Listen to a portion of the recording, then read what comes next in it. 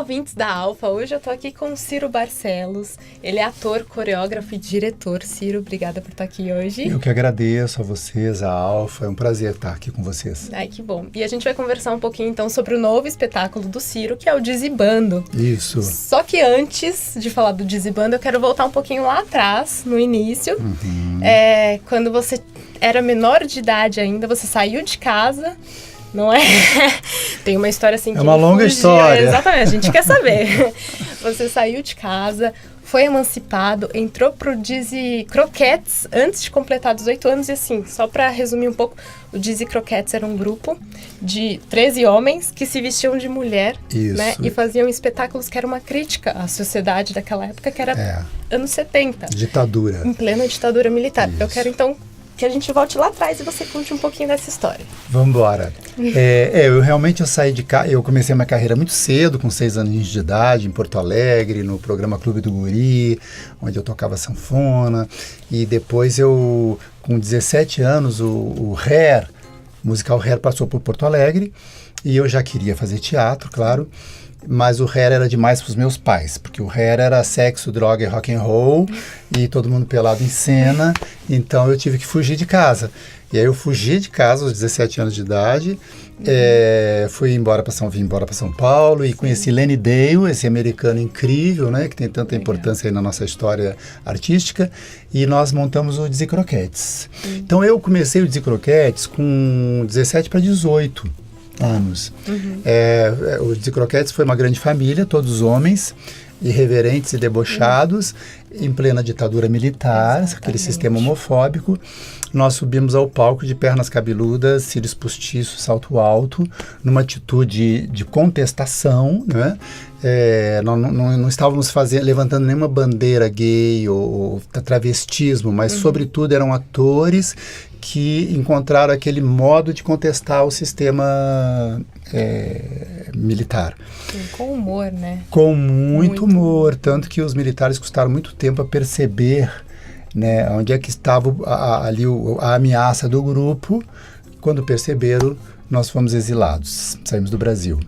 Então eu realmente comecei a carreira cedo e já numa aventura incrível, né? Tipo assim, fugindo de casa, indo embora exilado do Brasil.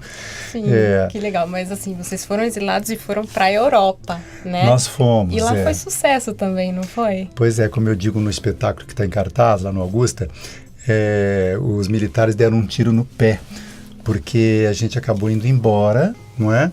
E chegamos lá na Europa, em Paris, estouramos num grande sucesso.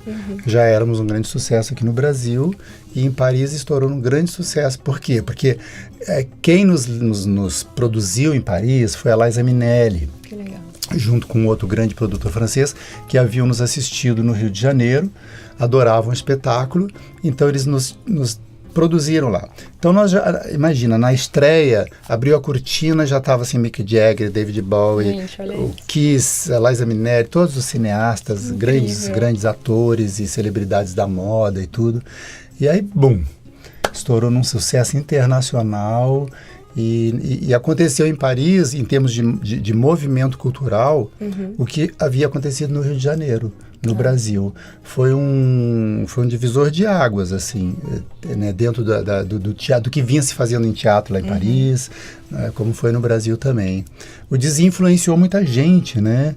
Nós, assim, temos aí toda uma turma de artistas, né, que reconhecem que realmente, se não fosse o Dizzy, eles não estavam aí, que a Cláudia Raia, a Luciana Guimarães, a Débora Bloch, essa turma toda, essa galera toda, eram todos praticamente crianças e nos assistiam, não é? Que legal. É uma história muito bonita, a ser revista e a ser contada realmente, relembrada. Nem todos os integrantes do Dizzy Croquettes eram brasileiros também, né? Tinha um americano e um outro que era naturalizado americano. O americano era o Lenny Dale, né, esse grande bailarino norte-americano que chegou no Brasil nos anos 60, se apaixonou pelo Brasil, pela música brasileira, ele cantava e dançava. E ele fez uma bagunça, uma revolução aqui no Brasil, cantando e dançando ao modo dele, introduziu o jazz na bossa nova, introduziu o jazz nas academias de dança e foi responsável por muita gente que está aí, inclusive a Elis Regina, quando chegou por essas bandas, ela colou com o Lene. E o Lene foi quem ensinou ela a gesticular, aqueles braços todos, né? Aí ela, como ela mesmo dizia, ela virou a Hélice Regina. Que demais, que demais. E o Lene imprimiu no Dizzy Croquettes essa coisa norte-americana, porque ele vinha da Broadway, era um coreógrafo da Broadway, já bailarino lá, famoso. Então ele trouxe não somente para o espetáculo do Dizzy Croquettes, mas ele trouxe para o Brasil, e isso é reconhecido no pessoal de teatro, é reconhecido entre os músicos. Os músicos contam hoje, daquela época, que eles não tinham muito assim, a palavra repetition, repetir, ensaiar, não rolava muito. Não é? E o Lene é que, com aquele sistema americano, ele introduziu a repetição. Não, vamos ensaiar, repetir. E eles começaram a entrar nessa linha. Eles reclamavam muito e depois aprenderam com o Lene. Então é um artista que tem uma importância no nosso cenário cultural enorme, sabe? Imagina, um artista que a Liza Minnelli se apaixonou por ele. Quando assistiu ele no palco, ela ficou louca, queria casar com ele. Né? Tanto que nos produziu lá em Paris. Que legal. Quanto tempo que durou os Dizzy Croquettes? O Dizzy Croquettes foi de 72 olha, esse primeiro espetáculo durou 6 anos. Tá. Né? Mas nós nunca nos separamos, mesmo depois houve uma ruptura numa volta ao Brasil, mas logo em seguida nós montamos um novo espetáculo e outro. O último foi em 91, quando nós fizemos uma remontagem do primeiro espetáculo, lá no Rio de Janeiro, que também foi um grande sucesso. E eu era o caçula, não é? Então eu era o caçula? Eu era o caçulinha da família. De 17 para 18, né? Você entrou muito cedo. Então eu aprendi tudo com eles. Era um grupo muito artesanal, assim, artistas mesmo, sabe? Então entendiam de tudo, da luz ao figurino, tudo. Então foi a minha escola, a minha universidade de teatro foi o Dizzy Croquettes, né?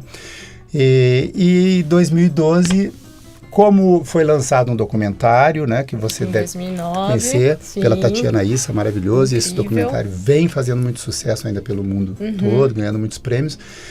Minha filha que me disse, minha filha que não era nascida nessa época, quando ela assistiu o documentário, ela acabou o documentário, ela do meu lado chorando, olhou para mim e falou assim: pai, você tem que fazer isso de novo.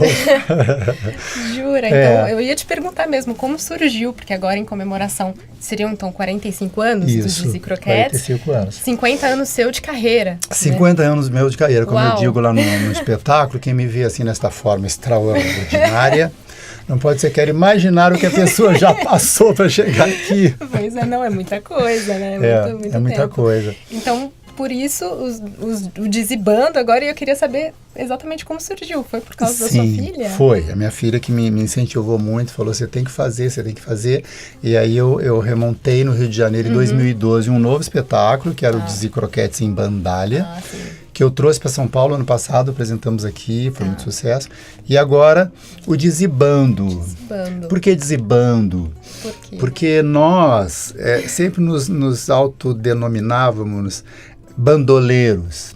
Porque nós fomos exilados, porque a gente teve que sair pelo mundo se virando, de uma certa forma, né? Viramos nômades, né? Pelas estradas aí do mundo, e como eu brinco também no espetáculo, saímos dando tiro para tudo quanto foi lado, e atingindo os alvos, assim, do sucesso. E aí eu montei agora o Dizzy Bando, que na verdade é um espetáculo que eu não posso dizer um musical, é um show, é um show encenado. Somos eu e mais uma banda de 5 músicos, todos muito jovenzinhos, inclusive tem um que faz o meu papel, o Cirinho, quando eu tinha 17 anos, porque ele é bem novinho, muito talentosos todos os meninos e multi-instrumentistas. Que legal. Eles tocam tudo, se revezam entre vários instrumentos, dançam, cantam, representam. Então nós estamos contando juntos essa história da minha trajetória dentro do Dizzy Croquettes, desde o começo até aqui. Que legal. Dessa vez, então, é um pouco mais voltado para a tua trajetória. Né? Naquela época tinha muita cor, a vestimenta era tudo muito incrível, aqueles cílios incríveis também. Toda aquela encenação, a dança, eles dançavam de uma forma que eu nunca conseguiria fazer aquilo de agachar e levantar. Aquilo ele faz, exatamente, é lindo. Hoje, então, como que é? Esse espetáculo. Esse espetáculo, ele prima mais pela música, não é? Ele tem um repertório musical muito legal, que passa por vários estilos, vem desde as músicas afro-brasileiras, passa pela bossa nova e vai até o heavy metal. Olha. Contando essa história, não é? Tá. Temos vários números de dança também, mas esteticamente o espetáculo ele é diferente. Porque dessa vez a gente não vem de salto alto, cílios postiço e vestido, não é? É menos personagens e somos mais nós mesmos ali.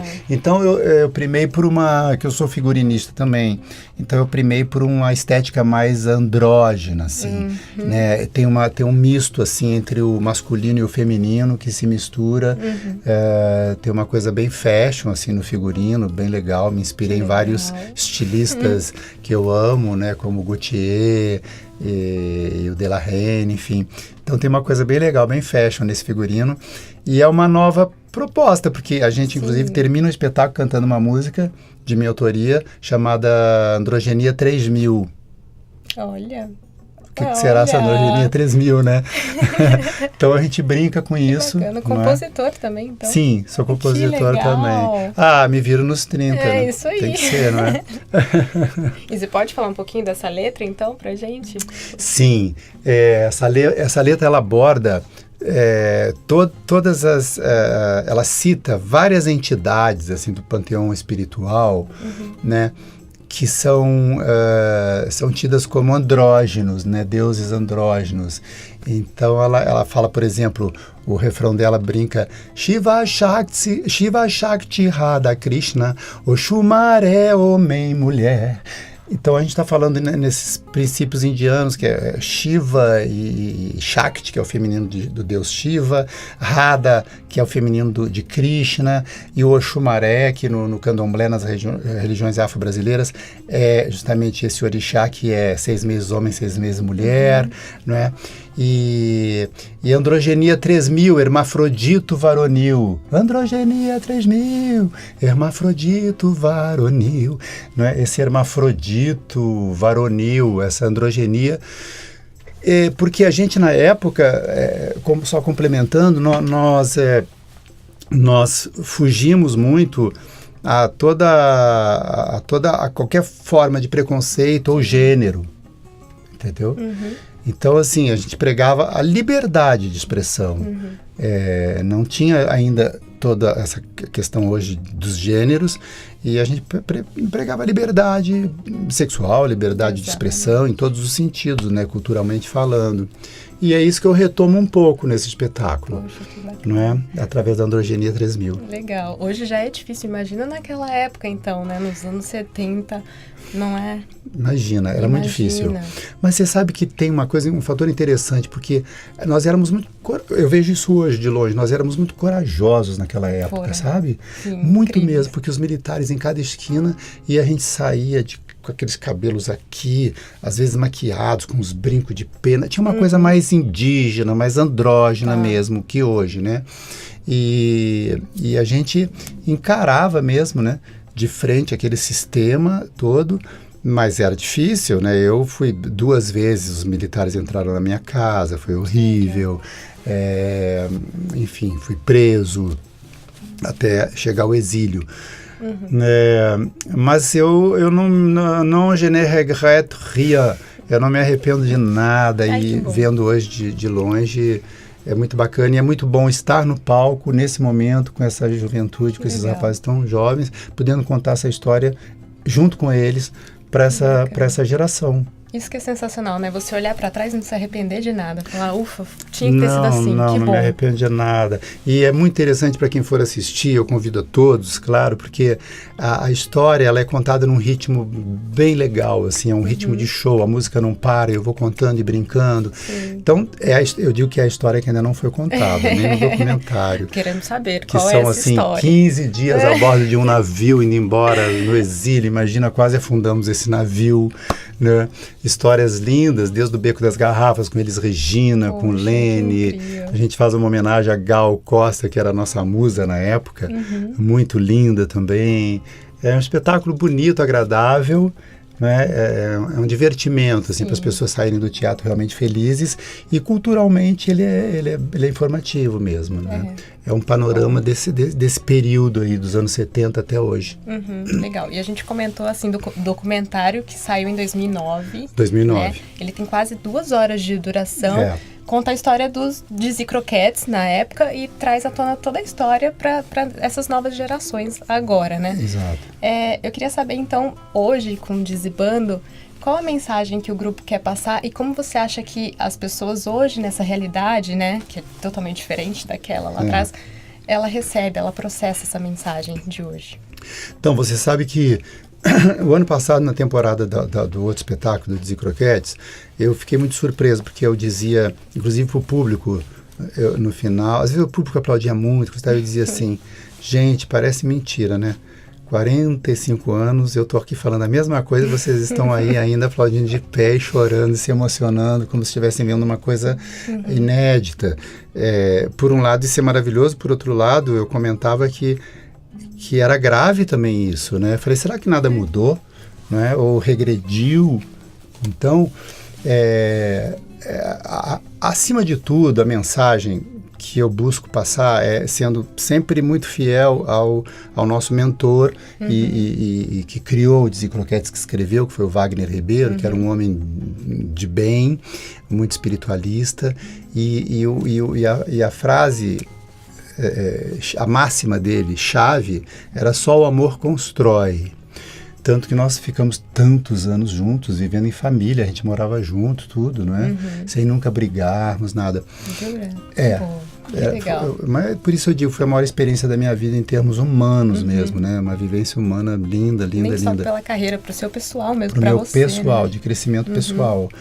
E então hoje, antes de qualquer coisa, eu gosto de que fique bem claro para o público que aqueles meninos que estão ali comigo já são uma família. E já somos mesmo, que a gente está há 1 ano mais ou menos convivendo, que eu venho dando aula de dança para eles e tudo. E há uma harmonia já bem grande entre a gente, essa mensagem da união, do amor, da fraternidade mesmo, não piegamente falando, porque hoje esses termos parecem até, soam piega, né? Porque estamos nos distanciando tanto disso, na verdade. Em primeiro lugar é isso, né? Aquela máxima famosa também, uma grande revolução só se faz quando movida por um grande sentimento de amor. Sim. Então, há uma revolução nisso, nesse sentido. Não é que esteticamente, como espetáculo, a gente está fazendo nada de novo. Não, está tudo aí, tudo já foi feito, né? A gente só refaz, só rever, claro, com muito respeito por tudo. Mas, acima de tudo, a gente insistir nessa questão, né, da união, que nós estamos precisando tanto nesse momento, desse Brasil carente, dessa né, a união faz a força. E depois é a liberdade, que era o nosso grande mote da época também, a liberdade. Liberdade de quê? Liberdade de expressão, né? Não importa se você é isso ou se é aquilo, e você também não tem que se engaiolar em nenhum tipo, em nenhum gênero, ao meu ver, né?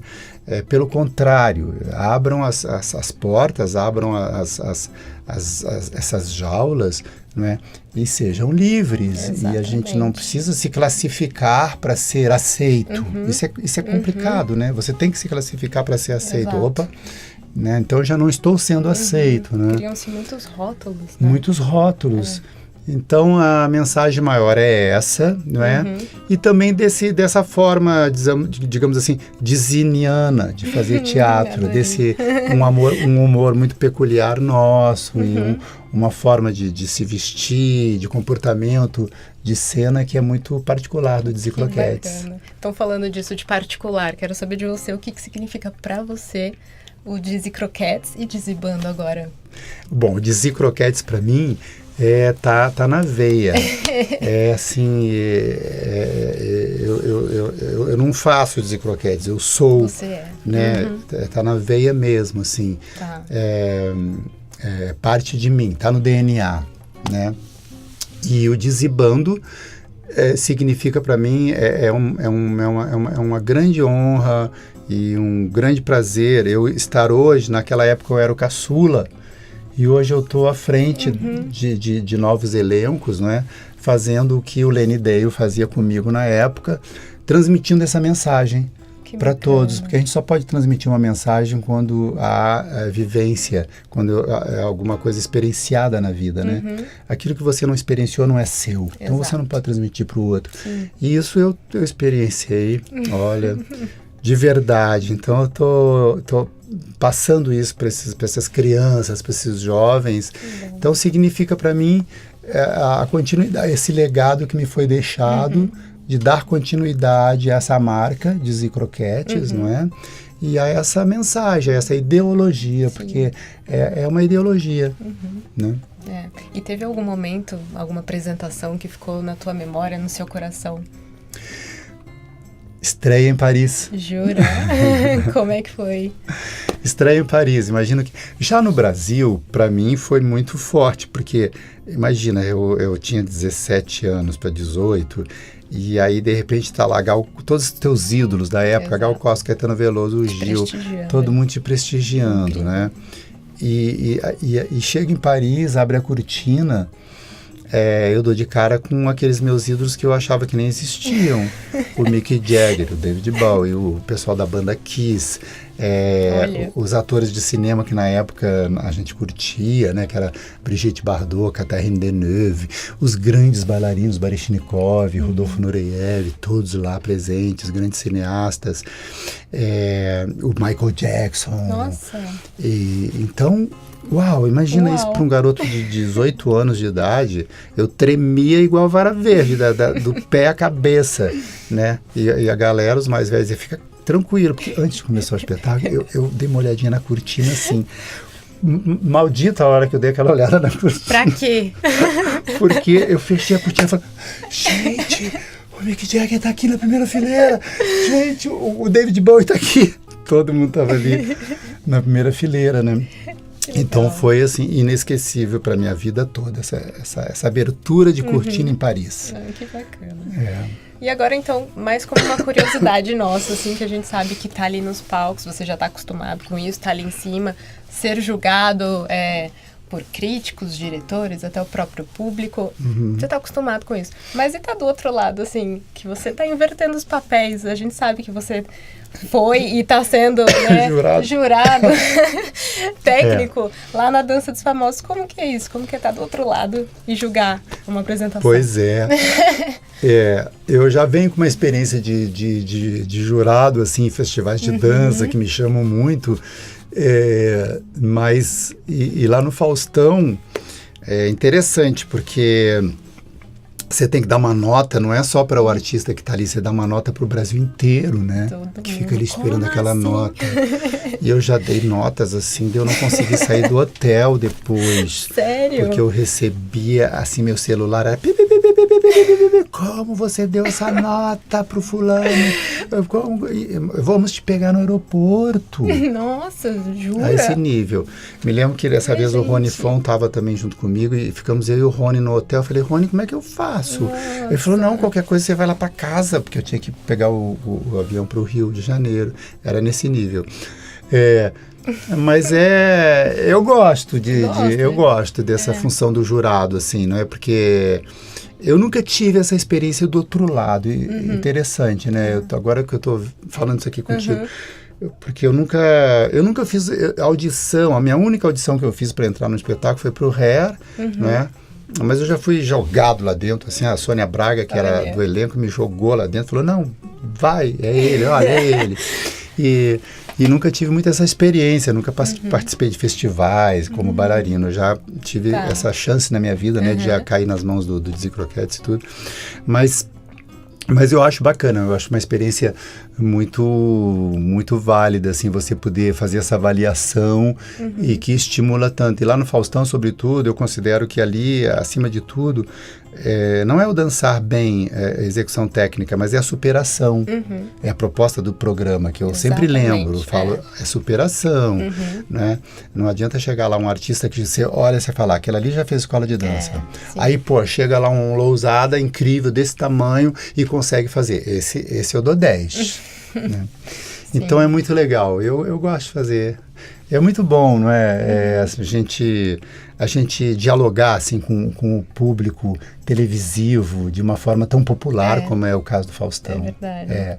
Ai, muito que legal. bacana. Como é muito bom estar aqui também com vocês. Que bom, a gente fica feliz. Né, na Alfa, porque é uma rádio que eu escuto tanto. E eu fico muito feliz de estar aqui com vocês também, podendo falar assim um pouco de mim para os ouvintes. Legal. E a gente espera que você volte mais vezes para a gente conversar mais vezes também. E como o papo está chegando no final agora, eu queria que você deixasse então um recadinho para os nossos ouvintes, para quem está te acompanhando, quem acompanha lá desde os Dizzy Croquettes até hoje. Enfim, deixa um recadinho para esse pessoal então. Então, eu contei um pouquinho aqui dessa trajetória que está sendo bem contada no palco do Teatro Augusta, né? De uma forma bacana, cantada, dançada. Então eu quero convidar todos vocês, ouvintes, para que vocês compareçam ao Teatro Augusta aos sábados e domingos, aos sábados às 21h30, domingo às 20h30. Nós fazemos uma curta temporada só ao longo do mês de outubro. E estão todos convidados para vocês se divertirem com a gente e participarem, embarcarem nessa nave croquetiana, né? E curtirem e se congratularem com a gente. É isso aí. Valeu, gente. Obrigado. Tchau.